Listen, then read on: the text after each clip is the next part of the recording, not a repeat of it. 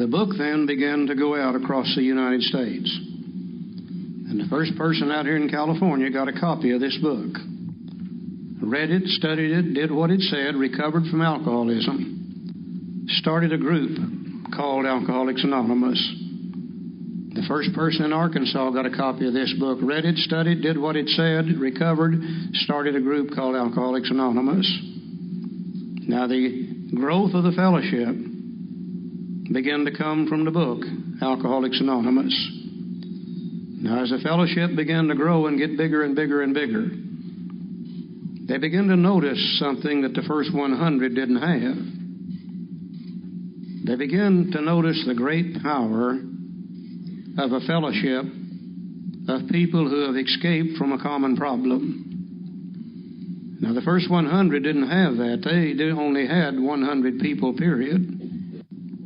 But the fellowship, as it grew and got bigger and bigger and bigger, and they began to experience the power of fellowship, they then began to question the need for the severity of the program in the book.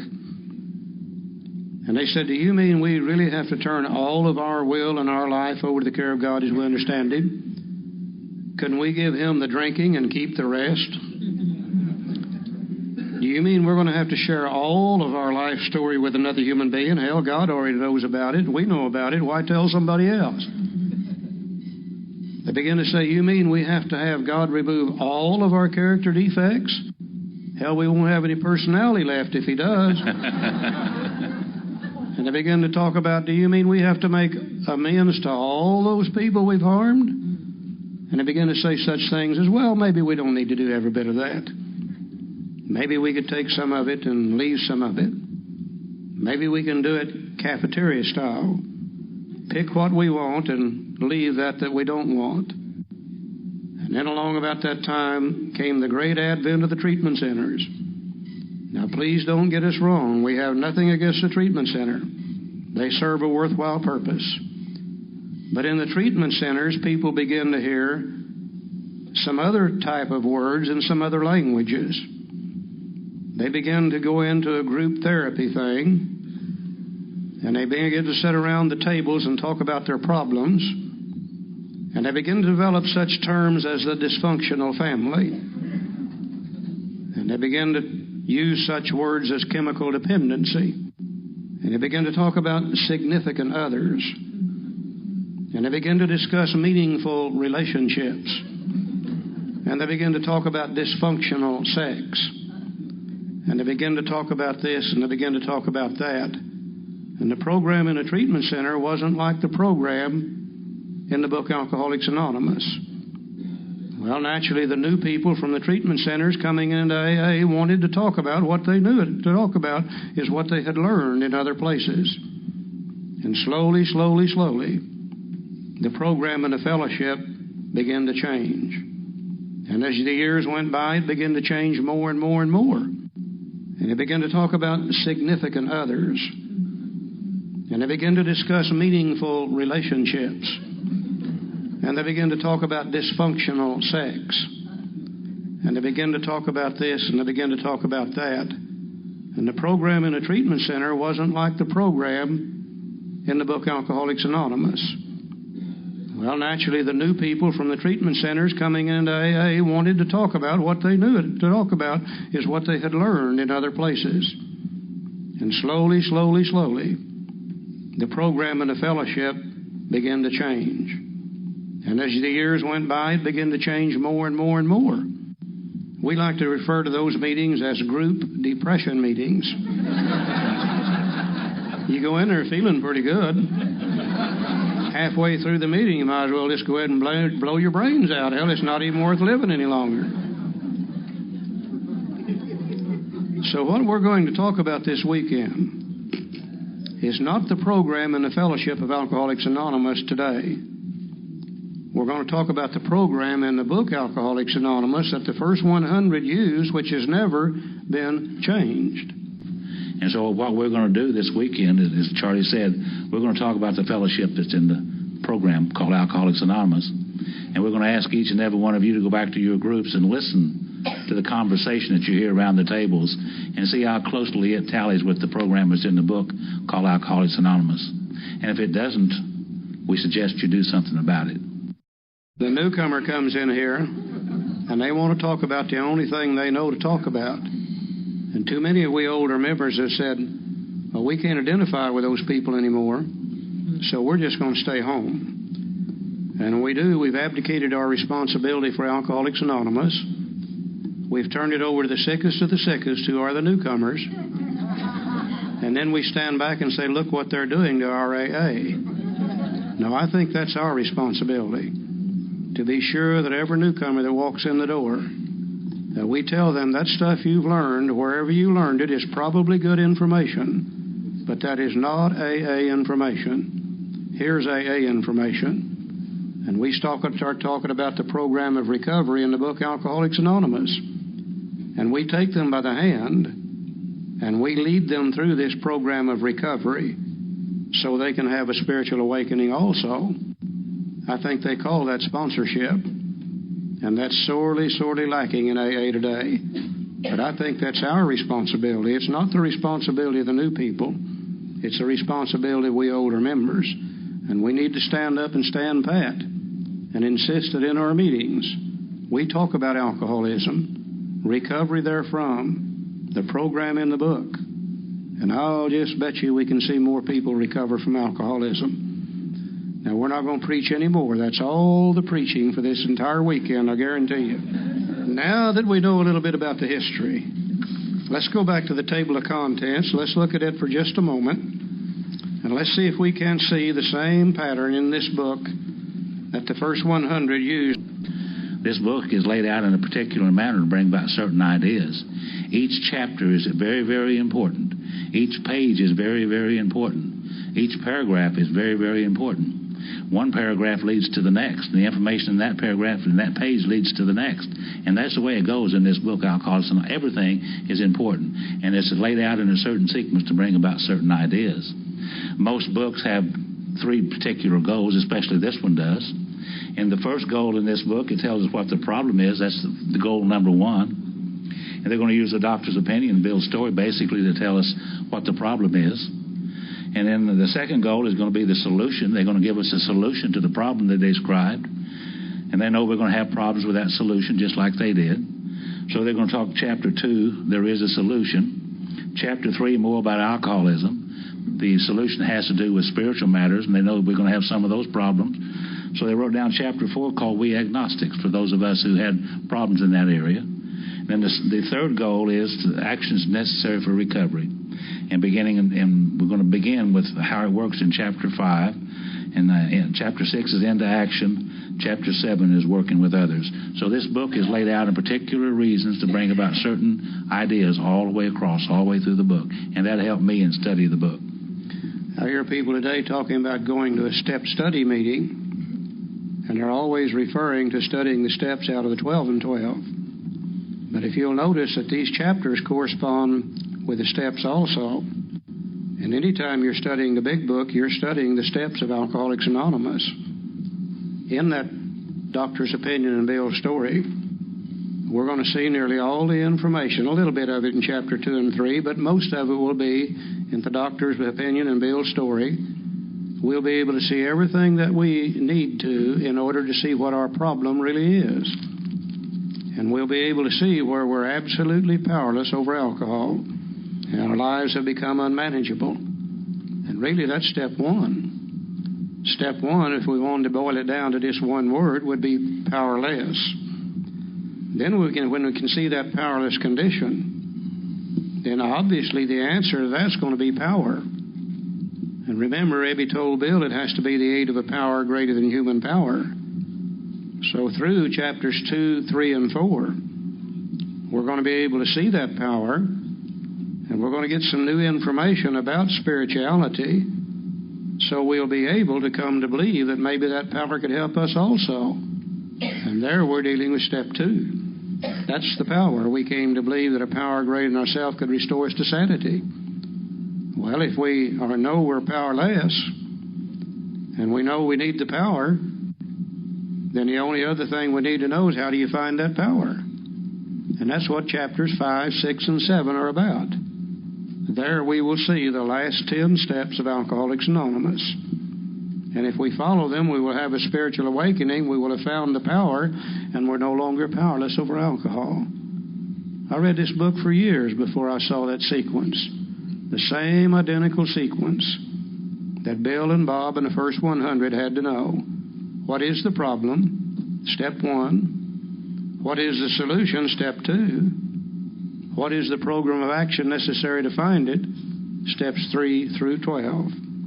Now you begin to study the book in this manner, it becomes a very fascinating book to see how each chapter ties into the next chapter to convey these certain ideas in the proper sequence. Table of contents. Okay, let's go over for just a few moments to the preface, Roman numeral 11. And the second paragraph on Roman numeral 11. Because this book has become the basic text for our society and has helped such large numbers of alcoholic men and women to recovery, there exists a sentiment against any radical changes being made in it. Therefore, the first portion of this volume describing the AA recovery program has been left untouched in the course of revisions made for both the second and third editions. And I think there's two ideas there. First, when we see the words basic text, I think we're alerted to the type book we have in front of us. All kind of books in the world today. You've got novels written on fact, novels written on fiction, biographies, autobiographies, concordances, many kind of books. But we also have a book called a textbook. And many of us don't have very fond memories of textbooks. Every time I saw the word textbook, all I could think about was cheat. I don't know why. I remembered about how back in school when we used a textbook, you had to read and study and do things you didn't want to do, take tests and all that kind of jazz. Lots of work involved in it. And for some people in AA today, the very idea of a textbook just completely turns them off. But if you would take a textbook in its simplest form, really all it is a means of taking information from the mind of one human or a group of human beings, put it down in the written word, then transfer that information to the mind of another human being who's using the textbook. And that's all teaching is. A lot of people today say you can't teach in AA. I don't see why you can't. Teaching is nothing more than transferring information from the mind of one person to the mind of another, increasing the knowledge of the one who's being taught. We all teach every day, and we're all being taught every day. I don't see how in the world we could ever sponsor and help anybody if we couldn't teach them what we already know. Now, that's what a textbook does, too. A textbook usually assumes that the reader of the book will have very little knowledge of the subject matter. Normally starts at a very simple level. Then as the knowledge of the reader increases, the material presented becomes more difficult. The idea of a textbook on mathematics. Let's say my friend Joe here knows nothing at all about mathematics. He can't add, he can't subtract, he can't do any of those things. Oh, he can count. In fact, he could probably count to 21 if he's standing there naked and got everything where it belongs. He might make 21. 20 and a half, actually. And if I handed him a textbook on mathematics and I said, Joe, I want you to go to chapter 5 and work the algebra problems. Well, being a good fellow, he would go to chapter 5 and look at them. But he can't even add and subtract. They just look like marks on paper to him. But if I say, Joe, chapter 1 in this textbook on mathematics deals with the value of numbers and addition and subtraction. If you'll read it and study it and let me help you, by the time you're through with chapter 1, you'll know how to add and subtract. And sure enough, he learns how to do that. And then I say, now let's go to chapter 2. Based on what you've learned in 1, you can go to chapter 2 and learn how to multiply and divide. And sure enough, he does that. And then I say, now you can go to chapter 3, and you can learn fractions and decimals. And we gradually prepare his mind for the new information in chapter 5. I think the greatest mistake being made in AA today Newcomer comes to the door, we hand them the book, and we say, go to chapter 5 and do what it says, and you'll be okay. And they go to chapter 5, and they run into a series of algebra problems. Step 1 said, we admitted we were powerless over alcohol. Our lives have become unmanageable. The newcomer said, man, I'm not powerless over anything. They have no idea what we mean by that statement. Step 2 said, came to believe that a power greater than ourselves could restore us to sanity. The newcomer said, don't tell me I'm crazy. Yeah, I do stupid things when I'm drunk, but when I'm sober, I'm like other people. They have no idea what we mean by that statement. Well, if you're not powerless and you're not nuts, then you don't need step 3 to be thinking about turning your will and your life over to the care of something you don't understand in the first place.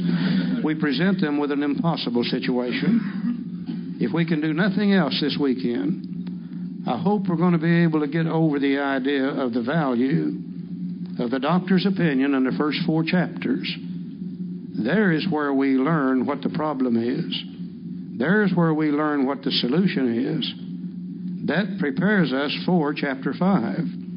You see, chapter 5 starts with step 3. And it's very difficult to start with 3 unless you got 1 and 2 behind you. Hopefully we'll be able to see that. I think the other thing that is so important, there exists a sentiment against any radical changes being made in it. The first edition of the big book, Alcoholics Anonymous, and by the way, this happens to be a second printing of it. You'll notice how big this second printing is. The actual lettering size is the same as your book today, but you'll also notice that it had very wide margins on the pages. The alcoholic mind says the bigger the book, the better it'll sell. So that's why they call it a big book. It's a big book. They printed it on the cheapest old paper they could find. Cheap paper's thick is real thick. And you'll notice how thick this book actually is. Doesn't say a bit more than the book does today. But, you know, that actually the thicker it is, certainly the more money it's worth. I think I can see their ideas behind some of this. What really amazes me is you notice the color on the dust jacket. I can just see some alcoholic in New York City walking down the street with this under his arm trying to remain anonymous. The brighter the color, the quicker it catches the eye and the better it's going. I can see Bill Wilson all the way through this book. Real calm. By 1955, the fellowship had changed. The stories in the back of the book were there for the newcomer to be able to identify with. In 55, since bottom had come up, age had come down, more and more women coming in, they said we need to change those stories in the back of the book. So in 1955, they deleted some stories, added some more, came out with a second edition, but the recovery section remained the same. 1976, they did the same thing. Deleted some stories in the back of the book, added some more, came out with a third edition, but the recovery section remained the same. And I think what's so important for me today is whether I'm reading a first, second, or third edition, we have never changed the recovery section. I wonder why we've never found it necessary to change it. Because it works, doesn't it? Yeah, you betcha. And why does it work? 3 reasons, I think. Alcoholics haven't changed a bit. They still get drunk. They get in jailhouses. They get in divorce courts. They get in knife fights. They get in gun battles. They get in car wrecks. They get in penitentiaries. They get in cemeteries. They're still doing the same fun things today they did back in 1939. Haven't changed a lick. Alcohol hasn't changed. The names have changed. The bottles have changed. The colors have changed. But alcohol is the same thing today it was in 1939. Human nature never changes. It's the same today as it was in 2,000 years ago. And that's what this book deals with. It deals with alcoholics, alcoholism, and human nature. Therefore, we've never found it necessary to change it. I think that's probably one of the greatest miracles of Alcoholics Anonymous. You know how we love to change things. Everybody that's ever read it certainly has rewritten it at least twice in their minds. Collectively, though, we've never found it necessary, Joe. Let's go to the forward to the first edition, Roman numeral page 13. He said we, and I think that's probably the largest word in Alcoholics Anonymous. We can do what I can't do. We of Alcoholics Anonymous are more than 100 men and women who have recovered from a seemingly hopeless state of mind and body. They're already beginning to tell us again That's what the problem is. It's a seemingly hopeless state of mind and body. And a little later on tonight, we're going to separate those two ideas, the body from the mind, and to talk about them in great detail. And it says to show other alcoholics precisely how we have recovered is the main purpose of this book. You notice that the word precisely how we have recovered is in italics. Charlie would have you to believe that it's squiggly writing. It isn't. It's italics. Squiggly writing. Yeah. And anytime you see squiggly, he's got me doing it now. Anytime you see italics in this book, it becomes very, very important. Probably ought to read it again. And it says precisely. Later on in the book, we're going to find words such as specifically, exactly, with clear-cut directions. So this book is not a book on just about how to recover from alcoholism. This book is going to tell us precisely, specifically, exactly, with clear-cut directions on how to recover from alcoholism. And if I want to recover from alcoholism, guess what? I need to do it precisely, specifically, and exactly, and try to follow the clear-cut direction as best I can. Otherwise, I may not recover from alcoholism. I think we see a couple of things here that's extremely important. First, we are more than 100 men and women. Most books that I read have been authored by one person. And when I read a book authored by one person, if I see something in there I don't agree with it, with my keen intellectual alcoholic mind, I usually say, who in the hell are they to think they're smarter than I am? And I just ignore it. But I've got to realize with the big book that if I'm going to argue with it, I'm going to be arguing with 100 people, not one. The first 40 said, Bill, we want you to write the book. You know more about it than anybody else. You've been sober longer than anybody else, which, by the way, was just a little over 3 years at that time. But they said, Bill, this is not to be your book, it's to be our book. And as you write those chapters, we want to see them. And we will add to, delete from, and change around whatever we want to. When we're through with it, it'll be the collective knowledge, experience, and wisdom of all 40 of us. Over the time the book was published, that 40 had changed to 100. So if I'm going to argue with it today, I'm going to be arguing with 100 men and women, not just one person. And it's going to be 100 men and women who have recovered from a seemingly hopeless state of mind and body, which brings in the word recovered. I hear people argue about this all over the world. Can you recover from alcoholism? Well, the book says you can. It said the first 100 had recovered from a seemingly hopeless state of mind and body. Now, I'll never be cured of alcoholism.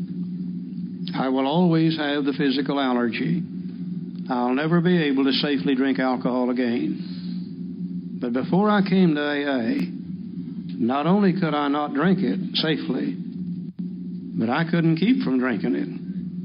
And the resultant fact was I lived in an absolutely hopeless state of mind and body. And I came to AA, and I applied the program of action in this book, and I no longer live in that hopeless state of mind and body.